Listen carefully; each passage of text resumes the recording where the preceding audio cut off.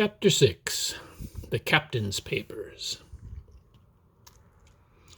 We rode hard all the way till we drew up before Dr. Lively's door. The house was all dark to the front. Mr. Dance had told me to jump down and knock, and Dogger gave me a stirrup to descend by. The door was opened almost at once by the maid. "Is Dr. Lively in?" I asked. "No," she said. "He had come home in the afternoon and had gone up to the hall to dine and pass the evening with the squire." "So there we go, boys," said Mr. Dance. This time, as the distance was short, I did not mount, but I ran with Dogger's stirrup leather to the lodge gates and up the long, leafless, moonlit avenue to where the white line of the hall buildings looked on either hand on great old gardens. Here Mr. Dance dismounted, and taking me along with him, was admitted at a word into the house. The servant led us down a matted passage and showed us at the end into a great library, all lined with bookcases and busts upon the top of them, where the squire and Dr. Lively sat, pipe in hand, on either side of a bright fire. I had never seen the squire so near at hand. He was a tall man, over 6 feet high, and broad in proportion, and he had a bluff, rough and ready face, all roughened and reddened and lined in his long travels. His eyebrows were very dark and moved readily, and gave him a look of some temper, not bad, you would say, but quick and high. "Come in, Mr. Dance," said he, very stately and condescending. "Good evening, Dance," said the doctor with a nod, "and good evening to you, friend Jim. What good wind brings you here?" The supervisor stood up straight and stiff and told his story like a lesson, and you should have seen how the two gentlemen leaned forward and looked at each other and forgot to make smoke in their surprise and interest. When they heard how my mother went back to the inn, Dr. Lively fairly slapped his thigh, and Squire cried, "Bravo!" and broke his long pipe against the grate. Long before it was done, Mr. Trelawney, that you will remember was the squire's name, had got up from his seat and was striding about the room, and the doctor, as if to hear the better, had taken off his powdered wig and sat there, looking very strange indeed with his own close-cropped black poll. At last Mr. Dance finished the story. "Mr. Dance," said the squire, "you are a very noble fellow, and as for riding down that black, atrocious miscreant, I regard it as an act of virtue, sir, like stamping on a cockroach. This lad Hawkins is a trump, I perceive. Hawkins, will you ring that bell? Mr. Dance must have some ale." "And so, Jim," said the doctor, "you have the thing that they were after, have you?" "Here it is, sir," said I, and gave him the oilskin packet. The doctor looked it all over as if his fingers were itching to open it, but instead of doing that, he put it quietly in the pocket of his coat. "Squire," said he, "when Dance has had his ale, he must of course be off on his Majesty's service, but I mean to keep Jim Hawkins here to sleep at my house, and with your permission I propose we should have the cold pie, and let him sup." "As you will, Lively," said the squire. "Hawkins has earned better than cold pie." So a big pigeon pie was brought in and put on the side table, and I made a hearty supper, for I was as hungry as a hawk, while Mr. Dance was further complimented and at last dismissed. "And now, squire," said the doctor. "And now, Lively," said the squire in the same breath. One at a time," laughed Dr. Lively. "You have heard of this Flint, I suppose?" "Heard of him," cried the squire. "Heard of him." "Heard of him, you say? He was the bloodthirstiest buccaneer that sailed. Blackbeard was a child to Flint. The Spaniards were so prodigiously afraid of him that I tell you, sir, I was sometimes proud he was an Englishman. I've even seen his topsails with these eyes off of Trinidad, and the cowardly son of a rum puncheon that I sailed with put back, sir, into the port of Spain." "Well, I've heard of him myself in England," said the doctor, "but the point is, had he money?" "Money!" cried the squire. "Have you heard the story? What were these villains after but money? What do they care for but money? For what would they risk their rascal carcasses but money. That we shall soon know, replied the doctor, but you are so confoundedly hot-headed and exclamatory that I can't get a word in. What I want to know is this. Supposing that I have here in my pocket some clue to where Flint buried his treasure, will that treasure amount to much? Amount, sir, said the squire. It will amount to this. If we have the clue you talked about, I fit out a ship in Bristol dock and take you and Hawkins here along, and I'll have that treasure if I search a year. Very well, said the doctor. Now then, if Jim is agreeable, we'll open that packet. And he laid it before him on the table. The bundle was sewn together, and the doctor had to get out his instrument case and cut the stitches with his medical scissors. It contained two things, a book and a sealed paper. First of all, we'll try the book, observed the doctor. The squire and I were both peering over his shoulder as he opened it, for Dr. Livesley had kindly motioned me to come round from the side table where I had been eating to enjoy the sport of the search. On the first page, there were only some scraps of writing, such as a man with a pen in his hand might make for idleness for practice.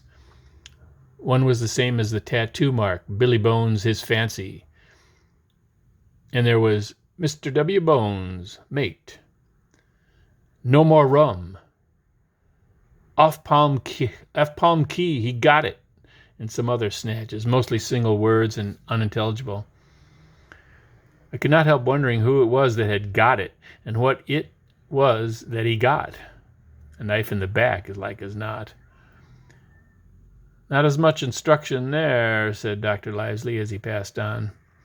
The next 10 or 12 pages were filled with a curious series of entries. There was a date at one end of the line, and at the other a sum of money, as in common account books, but instead of explanatory writing, only a varying number of crosses between the two.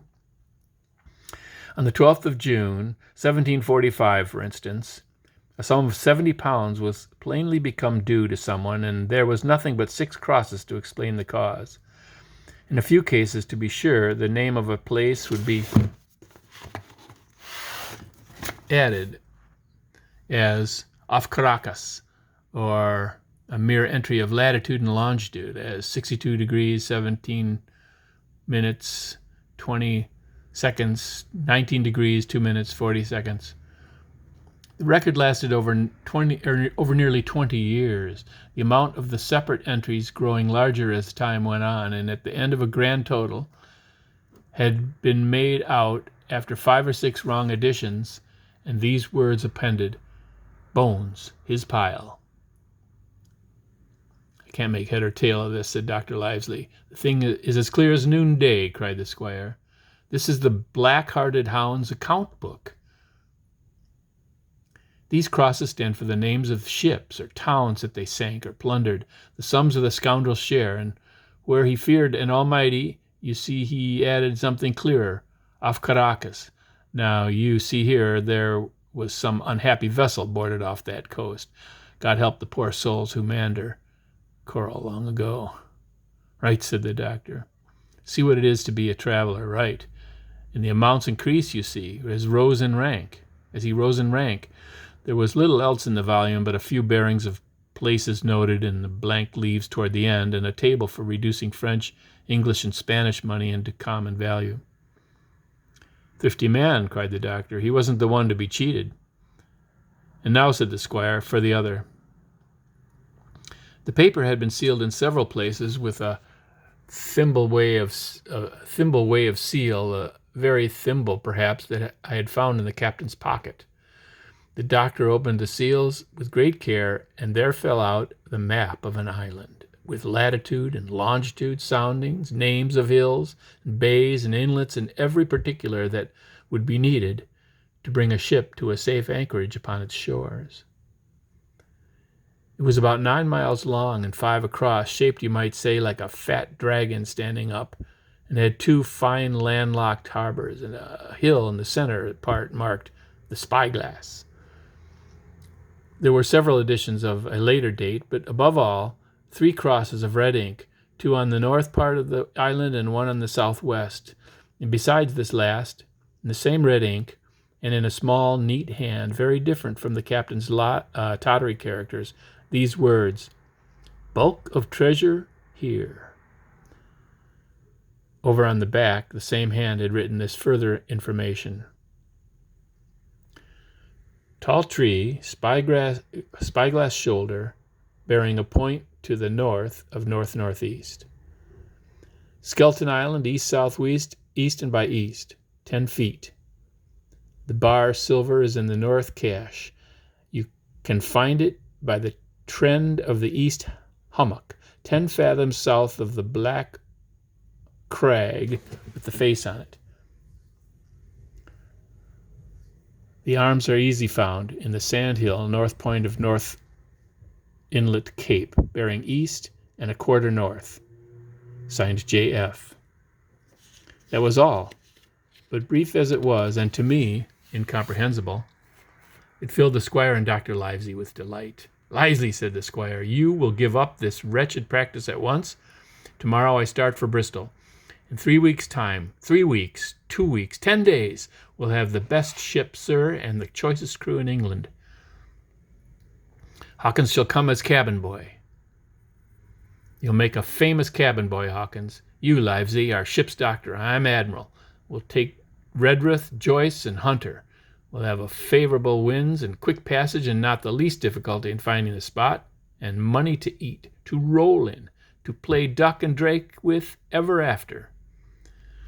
"Trelawny," said the doctor, "I'll go with you, and I'll go bail for it, so will Jim, and be a credit to the undertaking. There's only one man I'm afraid of." "And who's that?" cried the squire. "Name the dog, sir." "You," replied the doctor, "for you cannot hold your tongue. We're not the only men who know of this paper. These fellows who attacked the inn tonight, bold, desperate blades for sure, and the rest who stayed aboard that lugger, and more, I dare say.